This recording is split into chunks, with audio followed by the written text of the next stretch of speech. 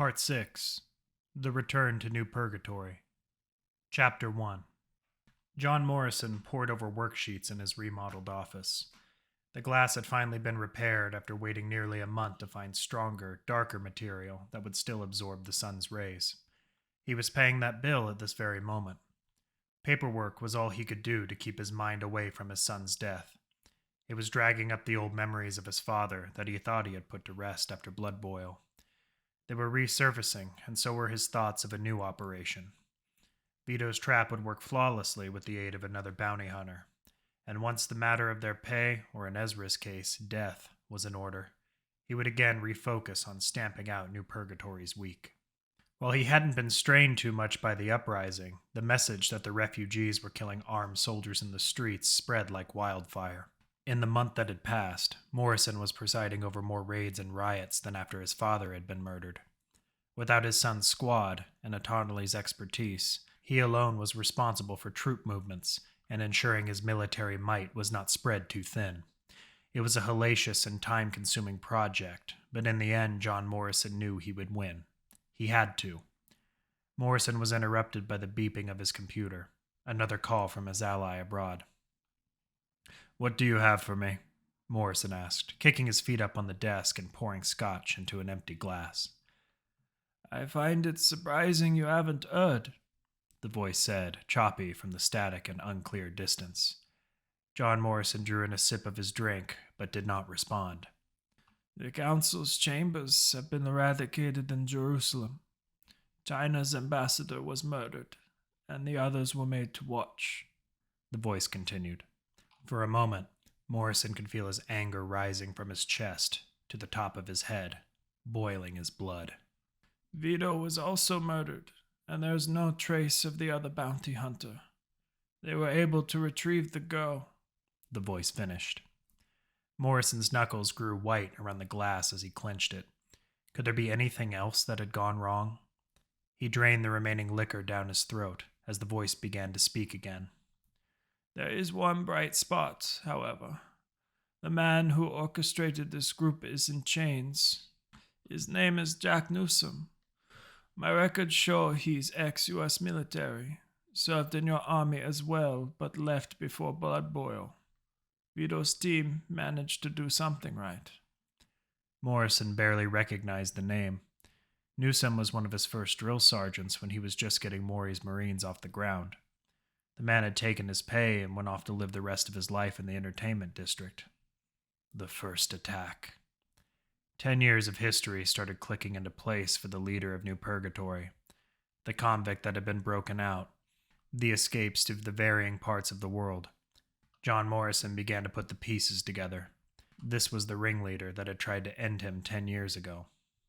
"Where is he now?" Morrison asked, reaching for the glass container again and pouring himself another drink. "Chained aboard a hell chopper that is making its way back to your city. It's not quite what you wanted, but I'm sure you can squeeze him for the information you need," the voice answered. "No doubt. At least we have something. The council will need to convene again soon to elect a replacement ambassador," Morrison replied. "I've already contacted them, John. They're too worried about this group. The loss of the Dome of Rock isn't something that could be caused by a group of angry rioters. Until the Crusaders have been dealt with, there will be no meetings." "You and the other leaders worry far too much," Morrison said, feeling as though the end of this threat was near. "They're worried that you don't share in their fears. You've had more than a month, and now my beacon shows them making progress back to New Purgatory. They need to be finished off before they try something brash." "I know their goal already, Thomas. If Jack Newsom is who I think he is, then they only have one target. But my tower is impregnable. If they're foolish enough to try to attack it, they'll only be met with death," Morrison stated. "I hope so, John. For your sake. Watch your back." Jack Newsom. The name seemed more familiar than it should have. Morrison flipped on his computer and searched through his personnel archives. The name came up instantaneously and listed as KIA, but he knew that was bullshit. The citizen and soldier listings were a mess. There was a time when he would have believed what the machine had told him. Too many people had fooled the system with false deaths or used hackers, who were spread throughout the city, to clear themselves from the census reports. Morrison's mind raced back to the first attempt on his life. They had only captured one man who refused to say a word.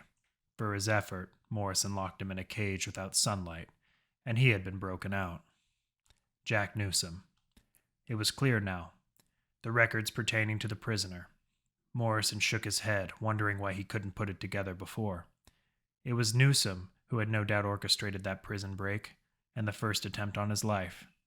Now he was trying to do it again. But his capture would mean the end of this new group.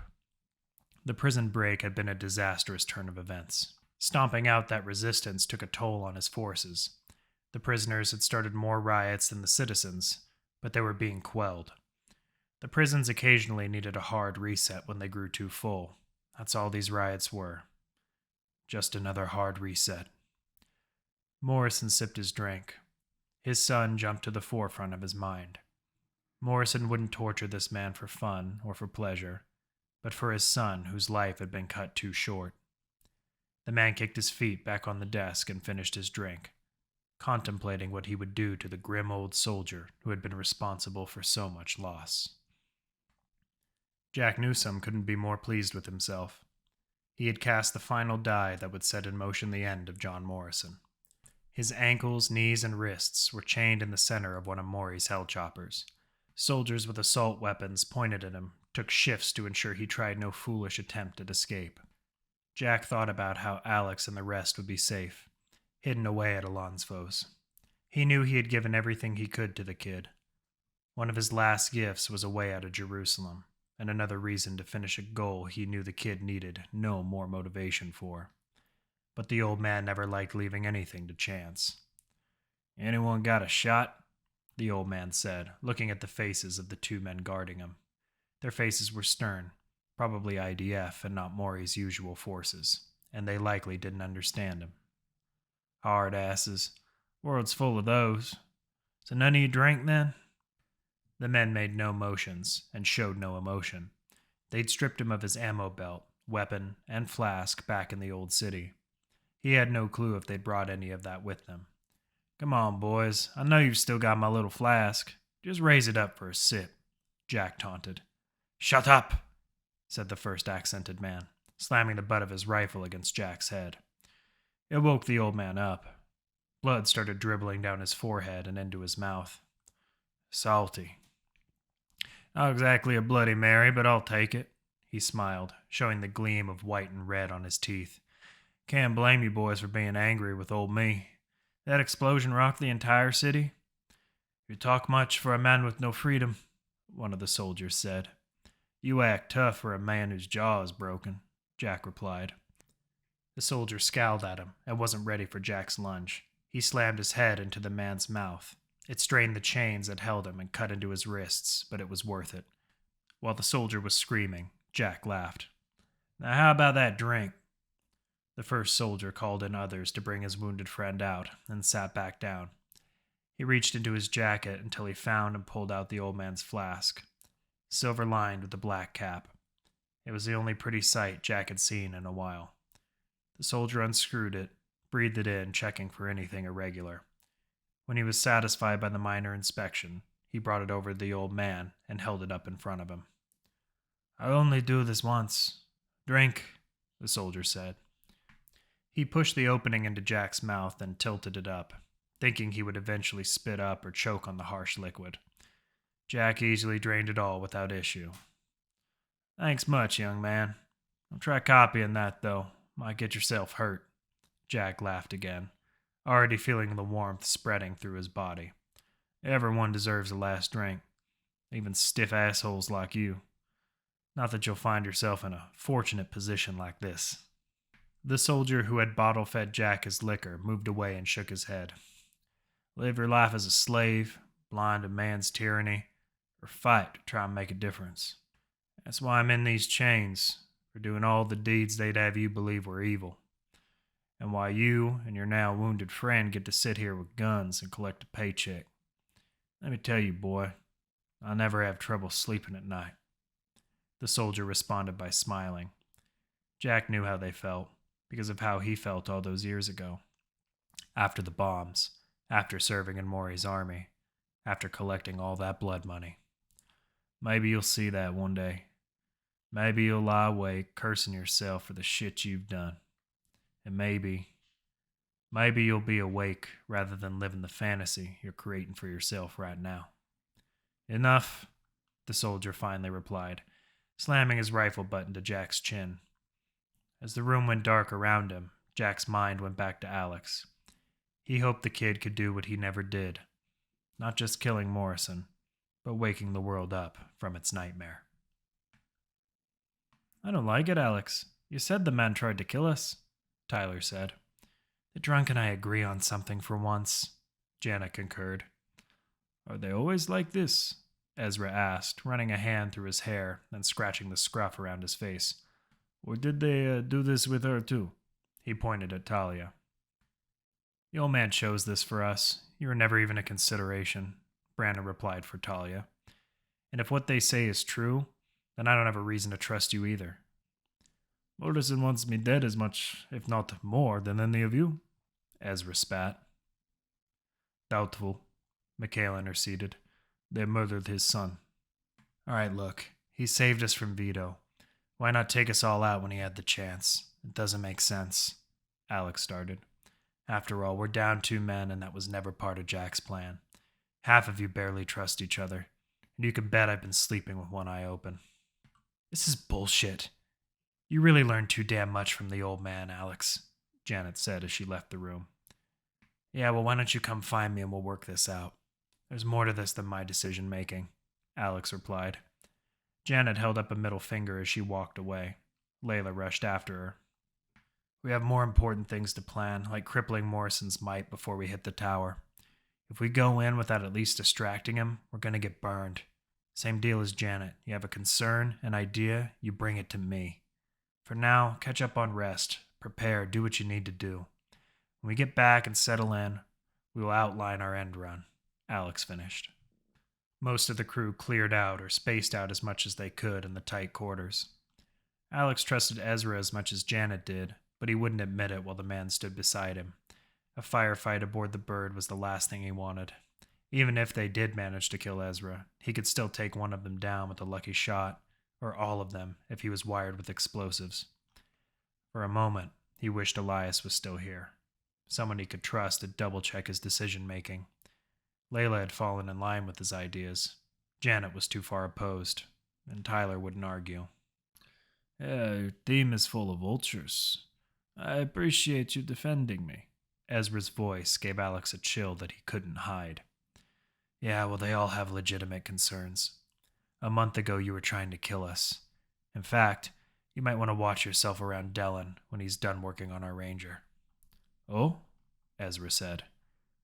"Had you been successful, your team might have killed a lot of innocents. Innocents he was caring for," Alex explained. "Ah, yes. That is a negative aspect of my profession.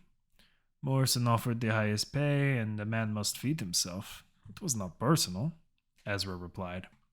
"And now that doesn't matter?" Alex asked.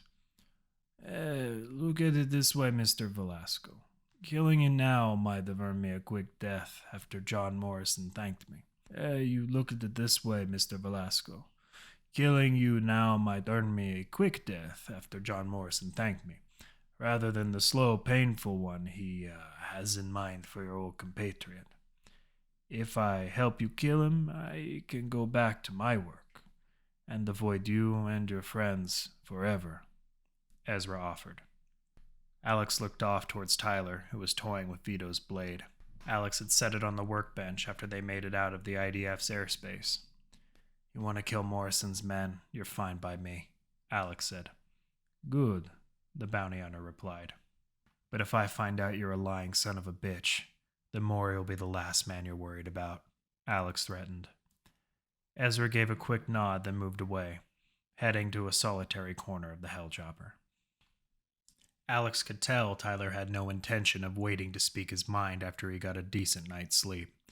They grabbed Layla and made for the cockpit where Tommy was snoring in his chair. Go get some sleep, Tom, Layla said as she shook the pilot from his laze. I'm taking over. It was either the lack of rest or genuine surprise that gave Tommy his bewildered look. It was only when he saw the faces of Alex and Tyler glaring down on him that he decided to take her advice. Tell Mikhail I want my goddamn sunglasses back, he muttered as he pushed past the other two men and slamming the door behind him. All right, Ty, what's up? Alex asked. You can bullshit everyone else all you want. You don't trust that piece of shit, do you? Tyler replied. Alex sighed. Layla had spun around in the pilot's chair and was listening intently. I don't really know, to tell you the truth. His story is convincing, Alex started. But, Tyler replied, but he's a bounty hunter. For all we know, it could be an elaborate lie. But why go through all the trouble? He knows everyone else suspects him, and he hasn't tried anything yet. I don't see him pulling anything, Alex finished. Fuck! Are you sure I shouldn't just cut him while he's asleep? Tyler asked, holding up the sheathed parang. You think he'll let you get that close? Layla asked. The man snuck up on Vito without him even getting wise. The only other person that could do that is Mikhail. Then what are we going to do? Tyler asked. We're going to have to wait until he exposes himself. It's hard to keep undercover for long. The more we do damage to Morrison, the less forgiving he'll be to Ezra when he returns. Eventually, he'll have to make a move or buy into what we're doing, Alex said. That move could cost one of us our lives, Tyler said. It's a risk we're going to have to take. Don't go spreading this around either. Chances are good Janet will blow him away before we cross the water anyhow, Alex said. He focused his gaze on Layla. Is she going to be all right? I calmed her down a little, but she's still angry. If you and Eli weren't such good friends, you'd probably be dead now. Alex cocked an eyebrow. Her words, not mine, Layla said. Might be a little crazy, but you have to love her fire, Tyler said with a laugh. Yeah, because we needed more psychotic anger on this team. Is there anything else, Ty? Alex asked. Just that you're a crazy bastard. Want to have a drink later? The taller man asked. We'll see. Depends on how many other people I've got to talk to like this. Ha! Good luck, Tyler replied as he made his way for the exit. After he left, Layla spun around to the controls. Alex stared down at her for a few moments, but she didn't look back. You gonna grill me too? He asked as he moved to the broken chair behind her. Only if it makes you feel any better. Not much we can do, like you said, Layla replied. He couldn't tell if she was agreeing or being obstinate. You really feel that way? Alex pressed. Honestly, I'm wondering why you didn't just shoot him when we were on the ground. Yeah, Alex replied, letting the word hang. Neither am I. Look, I've got to go check up on Nayala. You good here? Tommy set her to autopilot. Even you could fly her, Layla replied. Right. Dylan looked at his stitch work on Nayala's heels and was as satisfied as he could be given the wound. Her Achilles hadn't been cut through, so that was a positive. But she had lost a lot of blood. In addition, she had suffered a concussion and severe bruising to the head and rib regions. Without proper medical scanning equipment on board the bird, he was unable to diagnose her internal injuries. None of that would matter unless he put more blood into her. Apart from all that, he was most worried about her mental fatigue, her sanity. She may have realized Jack was gone, but the full effect wouldn't hit her until she had regained enough awareness to process that information. Dallin could only keep her out with anesthetics for so long. They were mostly for her pain, but partly because he didn't want to be the one to explain the last 24 hours to her when she finally did come through. The doctor decided to ignore that for now and reached for his medical kit. There was an empty syringe and a spare needle. Dallin attached the needle and then began searching his left arm for a vein. When he found the right spot, he pushed the needle in and began pumping blood out and into his tool. He remembered his instructors in medical school, always telling him to keep quiet about his blood type so he would never become attached to his patients. The old doctor was gifted and cursed with type O, meaning he could give of himself to any of his patients, as he often did both before and after the war. It was a practice that had been frowned upon in the age of rules, regulations, and lawyers. But those that wrote those rules never saw the battlefield, a dead zone, or a friend slowly dying in front of them. Dellen put a new needle in Neala's arm and injected his blood into her. It wasn't much, but it was better than nothing. And without another sterile needle, he had no way of getting more blood from his own body. After his work was done, he tossed the syringe aside and put his back to the bulkhead. There was a knock at the bunk door. Dellen approached and swung it open by the handle. Before him stood Alex, who looked more weathered compared to the first time they had met. He was 20-something, slowly becoming a 40-something, and not just physically. That crushed the doctor's spirit. He let the younger man in and closed the door quietly behind him. "How is she?" Alex whispered. Dellen waved him off and replied in his regular tone of voice. "On enough drugs to make Otto feel hazy. She won't be waking up for at least 12 hours, considering a ranger's poison resistance and nonsense." "And physically?" Alex pressed. "Vito sliced up her legs well, but she'll walk again. Lost a lot of blood, but she should be fine until we get home. Her short-term memory might be off for a few weeks. No way to know until she wakes up. She had her head slammed around well. Overall, she's in better shape than I expected." "She's going to be a wreck about Jack," Alex noted. Dellen looked off at the bulkhead, but he knew Alex was right. But he didn't want to think about it. "She drove herself away from him out of anger. Maybe we'll get lucky," the doctor replied. He didn't believe that, and saying it didn't make him feel any better. But he hoped it would put Alex at ease. The man had enough to deal with. "You ever been in love, Doc? It's a shifty business," Alex said. "I wish I could tell you no, my Yankee friend. I really do. That was just my dreaming getting in the way of life's little bullshit realities," Dellen replied. "Fair enough. Any advice?" "Wouldn't help you now, would it? Ever been in volatile love, Alex?" Dellen asked. The younger man smirked. "Can't say I have. My teenage years were spent worrying about finding a bite to eat and a place to sleep. I'd like to say good on you, but it's a shame you had to grow up without the learning experience," Dellen said. "I'll settle for being ignorant," Alex replied. The doctor laughed as he went to check on Neala's pulse. "Oh, kid, that's just going to make your lesson a little more permanent." Alex understood the meaning Dellen was getting at, though he couldn't know the feeling of it. Losing Elias had been hard enough. Losing Layla would be like losing his soul. An overreaction of the mind, no doubt, but boiling it down like his late friend did wouldn't make the feeling of loss any less painful. "It's just going to get worse from here, isn't it, Del?" Alex asked. Dellen smiled, not because he was happy, but because the younger man knew all too well what they were about to step into. "Enjoy what you've got while it lasts, kid. Love like that is rare these days. And if everything we're doing makes it all go to hell, hope to God you don't survive." Otto was chilled by the frigid air seeping in the hell chopper through the areas he had quickly repaired.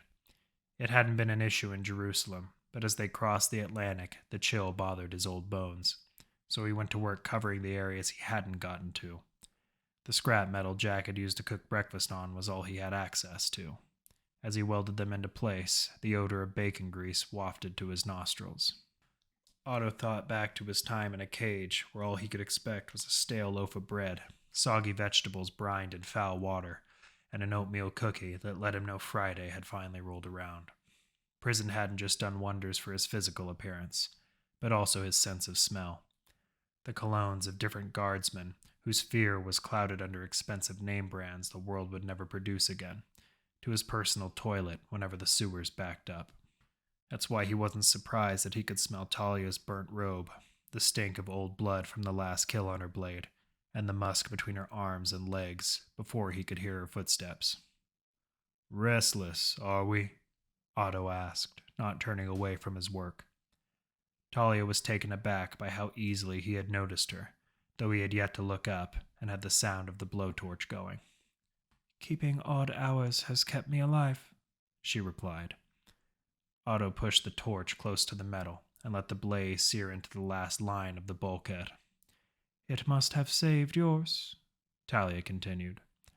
Otto ignored her as he welded the piece in its last spot, then went around the edges once more. The sins you wear on your skin, your willingness to ignore those around you. The convict sighed. Your pretentiousness really grates my nerves. Who the fuck are you to judge me? I am curious. I want to understand what makes a man do what he does. The tattoos, the hatred, the patience of wasting away in a cell for so long. Talia explained. Revenge, sword-swinging cunt. Are you that goddamn blind? Otto roared. Most would be stunned by the words as brash as Otto wielded, but by Talia's facial expression, he knew she either didn't care or didn't know what the word meant. Can you understand that? Can you understand that I punched stone, shit in a bucket, and slept 3 or 4 hours out of the night for 10 fucking years? All because I knew that one day I would find a way out and be able to crush the son of a bitch's skull that put me there, Otto explained. It was Talia's turn to remain silent. She understood revenge, but was born into it, rather than forced to feel it from what had been done to her. In Tianjin, you were raised to hate the Chinese, but you never really understood why. And by the time it was what you believed, it didn't matter anymore. The tattoos were fun before the war. I had money and nothing to spend it on. No family, no kids, no need for a fast car or a luxury home. I had myself and my stories that etched my heart and mind, but I wanted to give them a canvas. I wanted to look in the mirror and remember them, good and bad. Otto extended his arms outward. His left was covered in bullet casings from the wrist up to his elbow. For a while, I counted my kills that way, he explained. I'd keep a mental note and have my artists do them while I was on leave. I've killed so many people that I got tired of wasting space, so now each one counts for 5. Above the shells were haunting skulls in the corner of a rectangle. The color was fading on his old skin, but she could make out stripes running up to the rectangle. They were colored both red and a faint white. This country had a flag once. I swore to fight for it until we decided to blow the rest of the world to shit. This little blue part right here was supposed to have stars, but I never wanted to put shit like that on my body, so I put skulls instead. Otto continued. Why skulls? Talia asked. For everyone we lost. This one here is Eric, Janet's dad. This one is your mother, Sifix. The rest were members of our team that didn't make it. Had to get them down by a half-assed loser in the slam. Otto opened his left hand and revealed a tattoo of a sun on his palm. It was all black, with its flare slowly crawling toward the back of his hand and connected to a shattered shell casing. Good kill out of the Middle East with the old man. Some arms dealers were selling weapons to kids who were killing our troops. We waited in sand for days waiting for that bastard. But when he finally showed his face, we got him. And damn good at that. How so? Talia asked. I crushed in his kneecaps with the bottom of my boot, then did the same to his hips and pelvis until he told us where he was getting his guns. Fucking Russians, of course. That bastard led us on a damn chase from Pakistan to Iran, and then all the way back to Arabia. Can't say what was worse, killing child soldiers or riding in that hot sun. I wanted to remember both, though, Otto said. You wanted to remember suffering like that? I wanted to remember that we succeeded. That's all that matters. The shit that went along with it just made it that much more worth it when we were finished, Otto explained. Talia seemed confused. Otto glanced away in dismay. When your little war is over in China, you'll be able to respect the work you put in to free your people. Or you'll be haunted by it. I chose the prior because I can't see myself doing anything else. So goes the life of a murdering fuck, Otto finished. I fight because the heretics threaten my way of life. They threaten my beliefs. God wants that of me. It's not for a thrill, Talia shot back. Otto knew he'd never get through to her. It was exactly why he didn't want this conversation to start with. She was only like her mother in her skill, but her personality had been ruined by a war she was brainwashed into fighting. Otto picked up his blowtorch and went back to welding. I'm sure he does, kid. He wanted rich men in suits to press the shiny red buttons that ended several billion lives, too. The convict spat. Talia had no reply, no expression. I've got more work to do if you're done prodding me about nonsense, Otto added. Talia was in a haze about his last comment, but found the strength to wander away. Hey, Tyler said as he moved to Janet's side. She was in no mood for his attitude or jokes and brushed him off. She wanted to be alone to stare out at the ocean and ponder why the fuck she decided to join this team in the first place. Look, I know we fuck with each other a bit, but Tyler started. Don't, alright? Just don't. Your friend wants to get us all killed, then let him. None of us have dick to live for anyway. Janet cut him off. You wouldn't be here if you thought that, Tyler replied. First off, she started as she turned towards him. How the fuck do you know what I'm thinking? Janet raised her voice. Tyler shrugged. Because it was the same damn thing I thought when I met the old man. What the fuck did we step into? Janet turned back to the ocean, with the same scowl on her face. You can't tell me this isn't a bunch of bullshit. No, but I can tell you that Alex and I don't disagree with you. Yeah? Then why isn't that son of a bitch he brought on dead yet? Alex is sizing him up. If he's wrong, you get to gut him yourself. If he's right, then we get another asset, Tyler explained. Excuse me if I don't trust his judgment, she spat. You did all the way up to Eli's death, he replied harshly. Janet's face became red, but she held back her first reaction to throw a fist into his throat. You wanted to tear his head off for not killing Vito. You realize he hasn't said a word to anyone about losing his best friend? He had known Eli for about a month or so.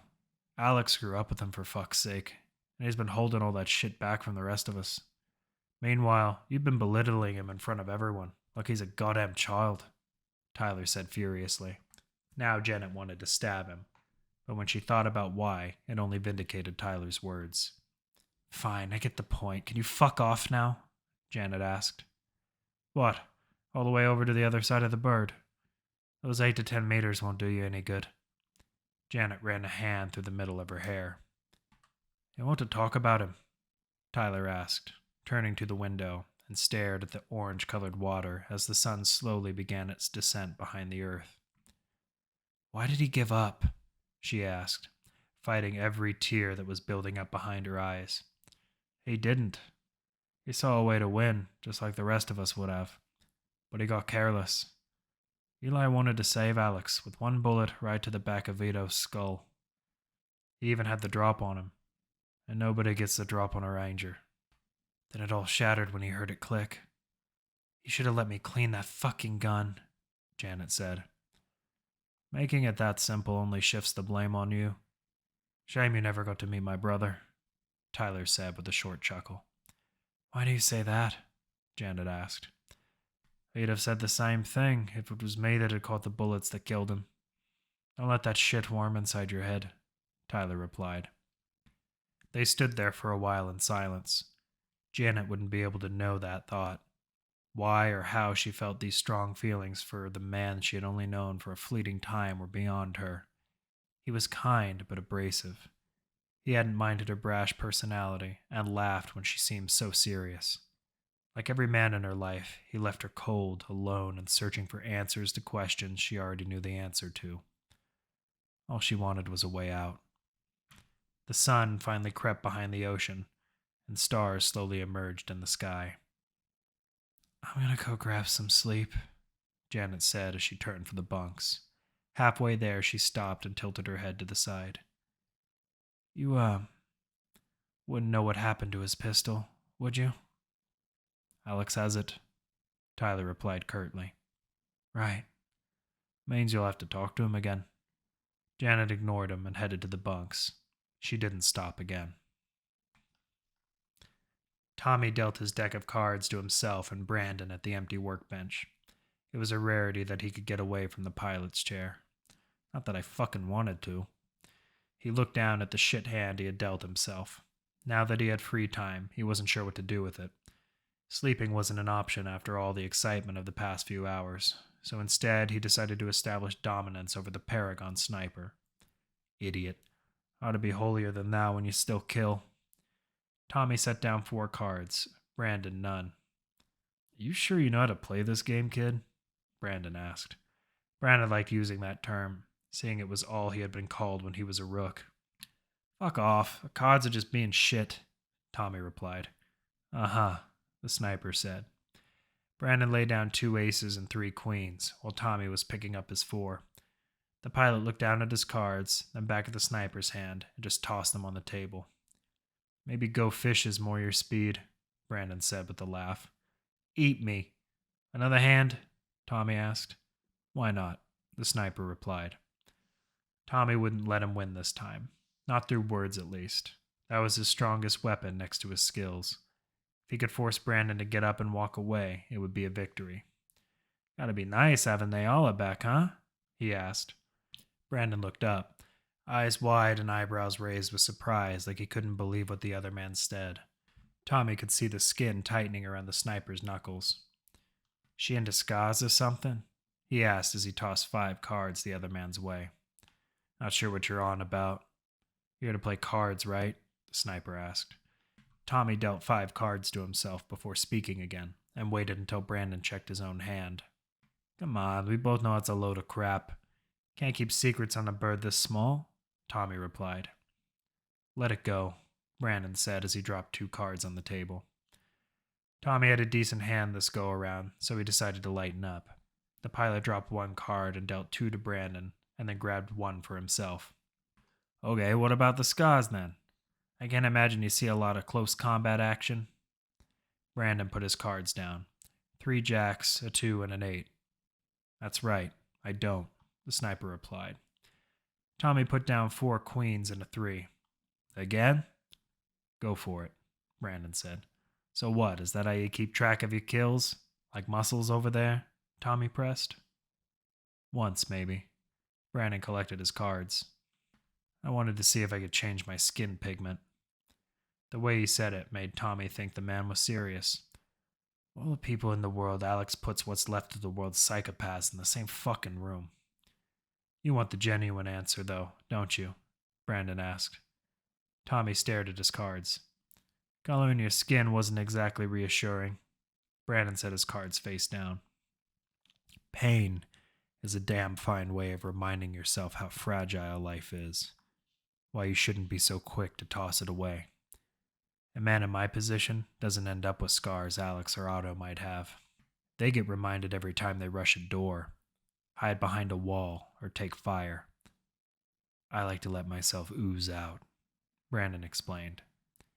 Tommy had prodded Brandon with a stick, and now he was getting what he deserved. This didn't throw that other man off. It made him share his story. One that was beginning to make the pilot queasy. He hated blood, and the thought that the sniper had willingly oozed himself out made Tommy want to toss his dinner. Makes forgetting things that happened in the past easier.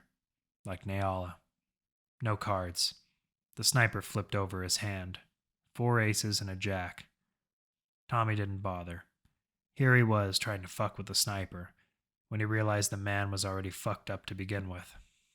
Some of it's from crashing through glass, too, Brandon finished, moving up from his chair and patting Tommy on the shoulder.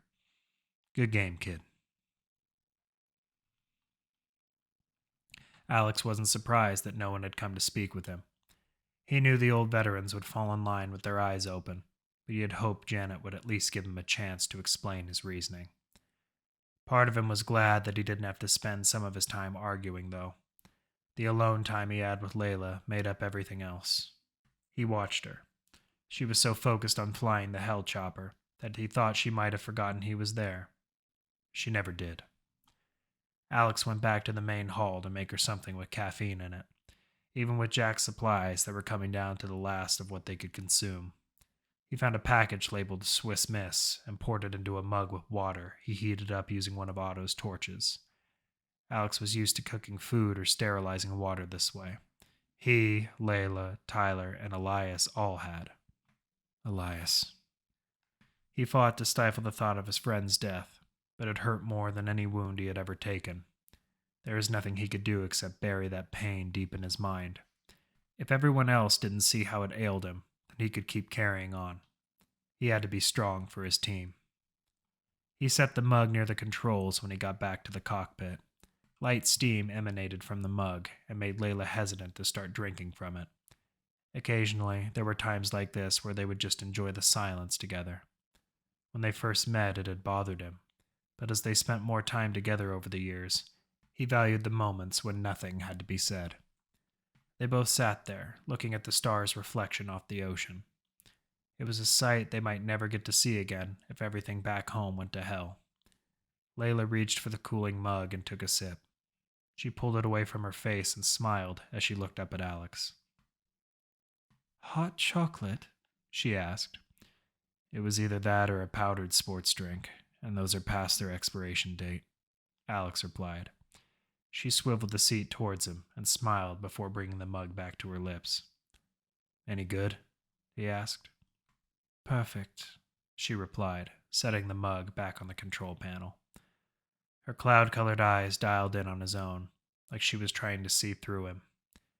Alex was looking at her white blonde hair and wondered if she was cutting it shorter, closer to her ears. "It's still eating you up, isn't it?" Layla finally asked.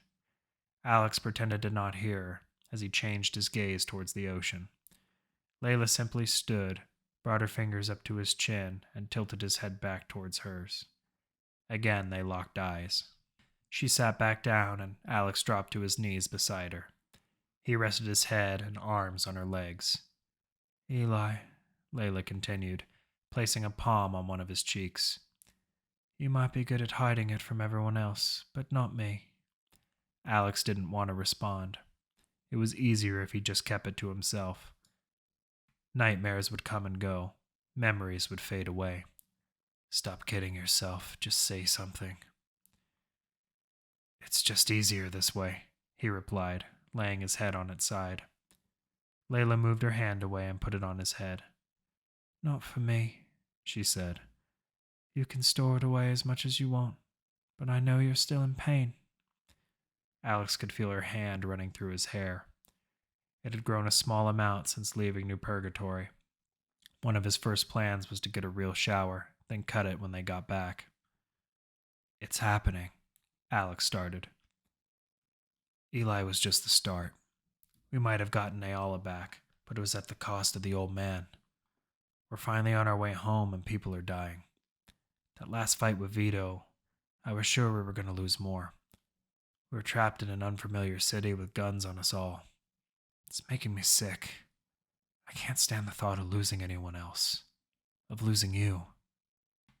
"Alex, look at me. Look at my eyes." He didn't want to look back up, but Layla forced him to.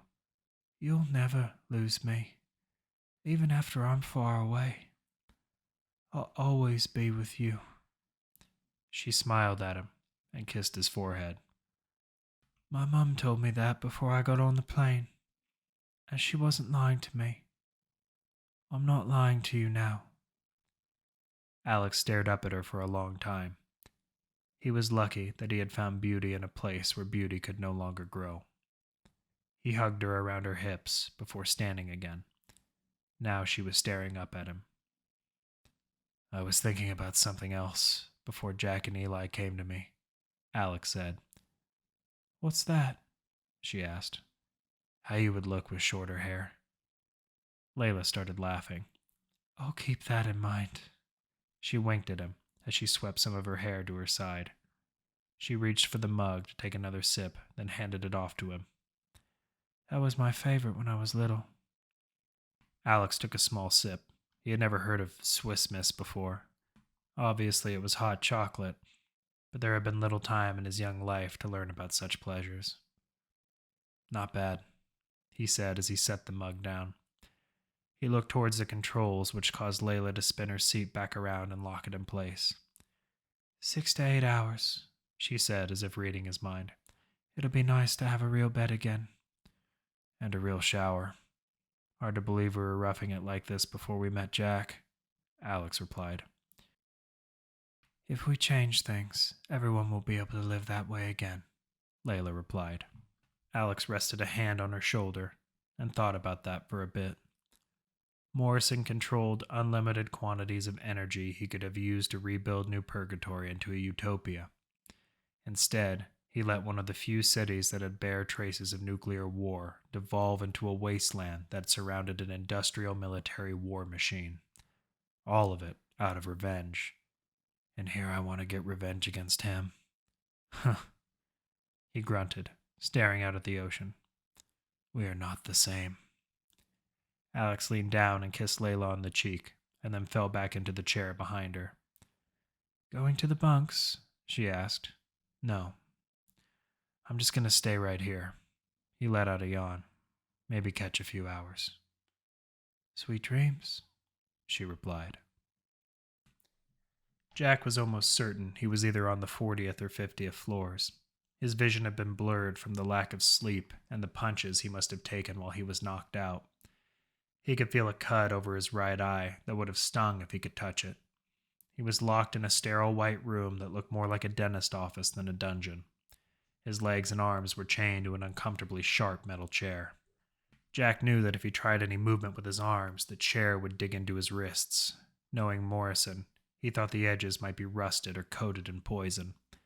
He direly wanted a drink. Booze, water, chlorine, it didn't matter. He had a thirst that was bothering him more than the 2 sizes too small wrist and ankle cuffs that tightened around his skin and veins.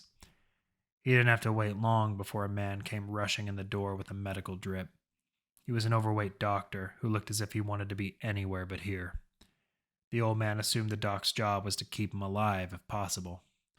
Nice to meet you, Doc, Jack said. The old man could hear the grogginess in his own voice for the first time.